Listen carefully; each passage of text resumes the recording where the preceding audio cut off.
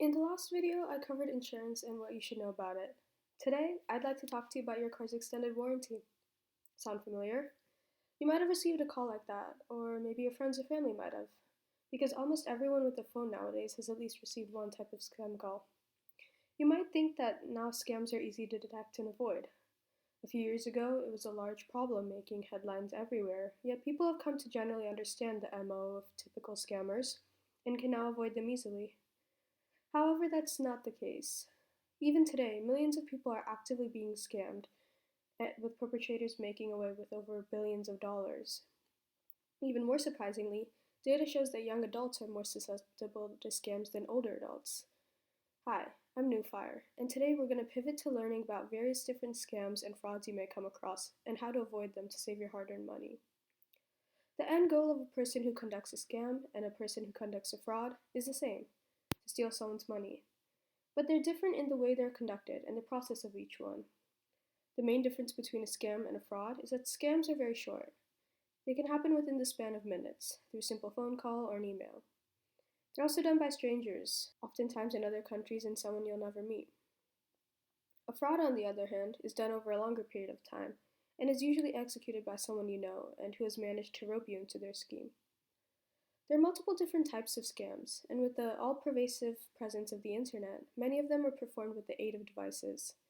Some conduits for scams are calls or messages, so phone scams, email scams, and social media. The two most common caller scams are either from someone posing to be a close one in desperate need of money, appealing to the emotional side of the individual on the other side of the phone.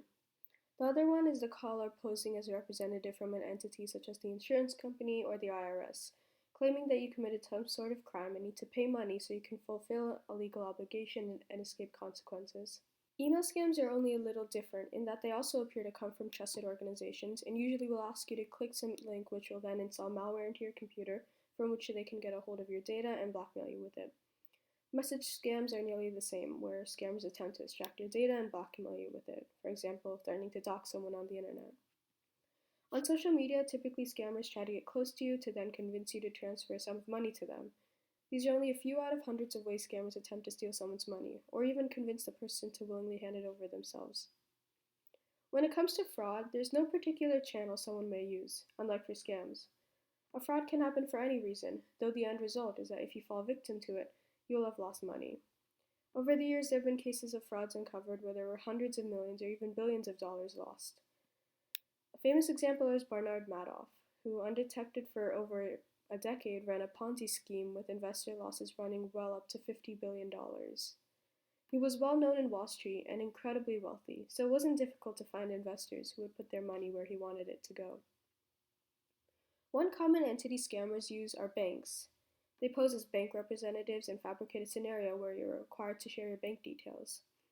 Some also use lottery scams and claim that you're the winner of a lottery and are required to pay money to claim your prize. There are also ticket scams, where people will sell you a ticket to, say, a huge sporting event, but there actually is no ticket and you just lost your money.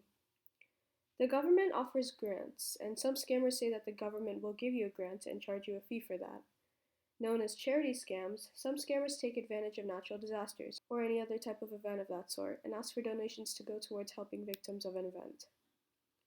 A couple of common fraud schemes are pyramid and Ponzi schemes. A pyramid scheme is a multi-level marketing program where employees of a company are paid a commission for each recruiter they bring into the company.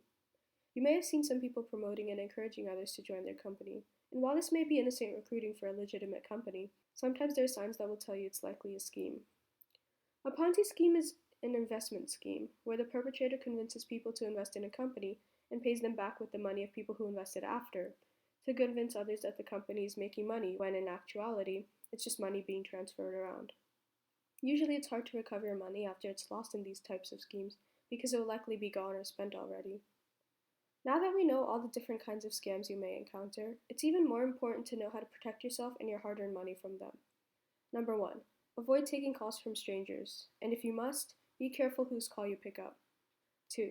If you do end up talking to someone who sounds like a scammer, never give out your personal information. If they claim to be a bank and ask for bank details, don't give it up, because it's not the protocol of any legitimate bank to ask for customers' details over the phone. 3. When you receive emails from senders you're not familiar with, check the address it came from and try to look at the wording of the email. Frequent use of improper grammar and a lack of authenticity can help discern that the email is not from who you think it is. And don't click on the links they tell you to, unless you determine that the email is genuine. 4. Avoid opening text messages from unknown numbers, and again, don't click on any links they provide you. And that concludes it. Now we know about different kinds of scams and frauds people may try on you as you enter the workforce and come into some money.